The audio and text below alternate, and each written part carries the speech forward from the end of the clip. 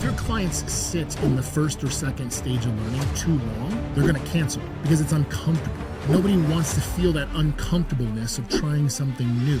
I want to take a second just to tell you a little bit more about the GHL Assembly. It's happening July 10th, 11th, and 12th. It's going to be in Las Vegas. It's going to be a phenomenal event, hosted by both Andy and myself. It's the first time two SaaSpreneur award winners have come together to put on an event like this. We're going to give you real life application, different ways to sell HighLevel and fulfill it inside of HighLevel without actually selling HighLevel. Okay, so check it out. The link's in the description below. We hope to see you there.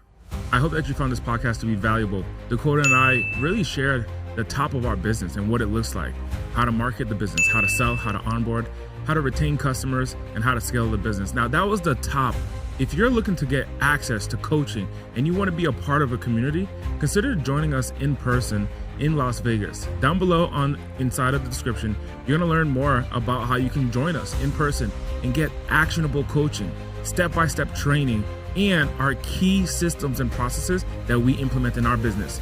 Without further ado, hit the link down below in the description and I'll see you on the inside.